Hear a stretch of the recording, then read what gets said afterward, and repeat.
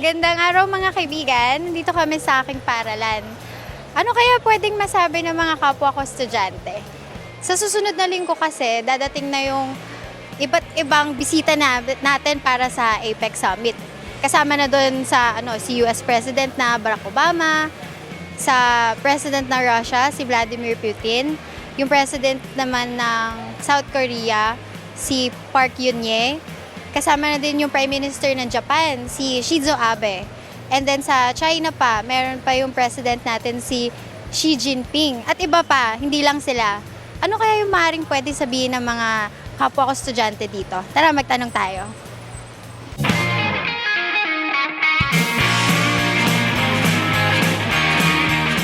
Magandang hapon. Ano yung masasabi mo sa APEC Summit sa susunod na linggo?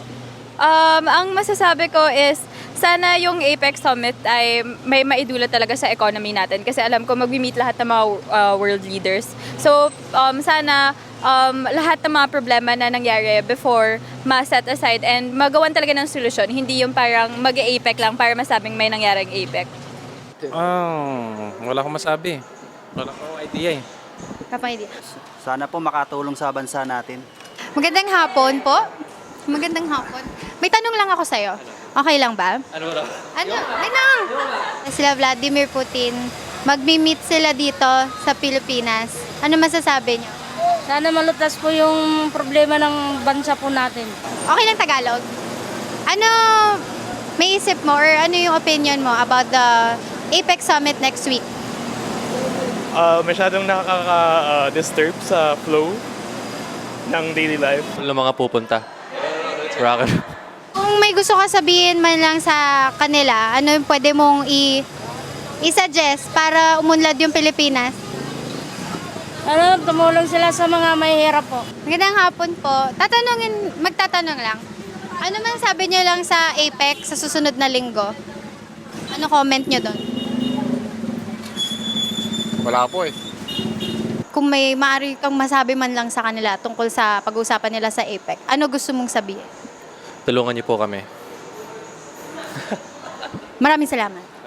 Ang gusto ko, ma'am, dapat kung ano yung nakikita natin sa pang-araw-araw dito, halimbawa, traffic palagi, yung mga nagtitinda sa bangkita, dapat hindi na nila inalis yun.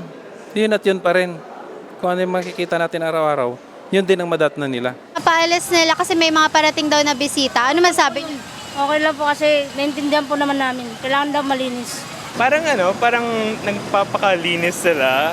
Parang they don't wanna show what's really happening in the country. Para alam nila kung gaano ka hirap ang Pilipinas. Dapat wala tayong tinatago. Ganon ko yan. Tama, dapat wala tayong tinatago na basura dito sa atin.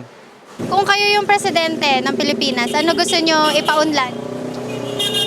Then, tatalakayin ko po dun kung sa pinagagawang teritoryo, China at Pilipinas. Ayun lang po.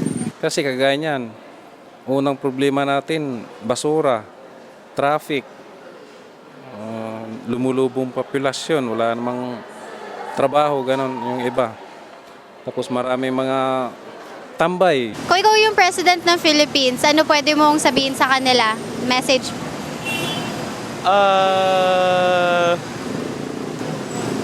Na at least show what the truth is naman para other people from other countries could help. Paano kung ikaw yung naging presidente ng Pilipinas? Ano yung gusto mong may suggest na action Action? na positibo para mapaunlad yung Pilipinas? Siguro ang importante is una muna ayusin muna nila yung mga sarili nila sa government mismo kasi kung yung leaders natin mismo parang hindi sila maayos na mga leader, hindi sila marunong mag-isip na dapat sa serbisyo nila yung bansa nila, di walang mangyayari kasi kung mismo yung mga tao nagbabago nga pero yung mga leaders naman natin walang ginagawang pagbabago or kung meron man pero alam mo yung nagiging corrupt pa din sila, wala talagang hindi uunlad yung bansa natin na yung gusto nating makikitang progress. Ano yung na-expect mo mangyari? Kunyari, nag-donate sila ng malaking halaga ng pera sa Pilipinas. Saan mo maisasuggest na i-invest natin yon?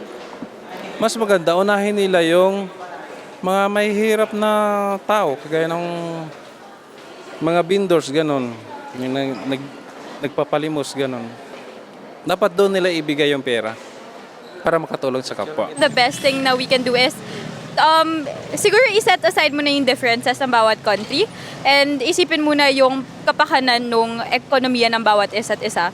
Sana talagang may mahanap na solusyon for it. Hindi yung parang may mako-compromise na isang bansa because may certain interest lang yung mas powerful na bansa. So yun.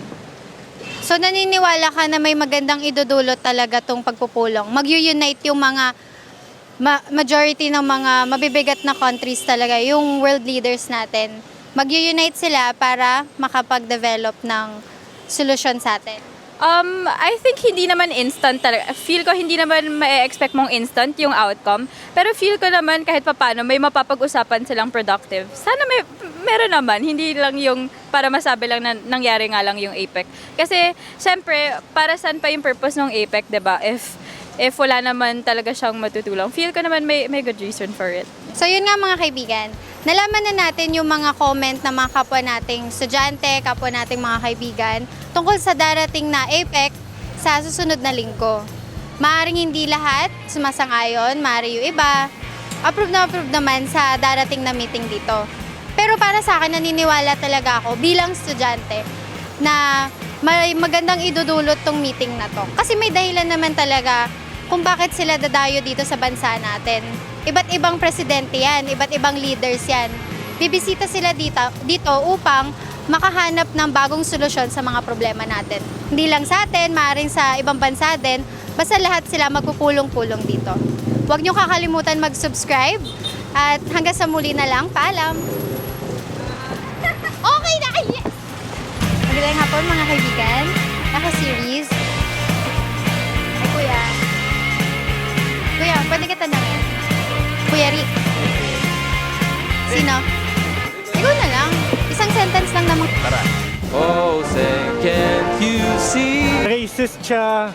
Basically, may prejudice siya sa lahat ng tao na different. Para saan si Donald Trump? Kasi kahit sabihin natin na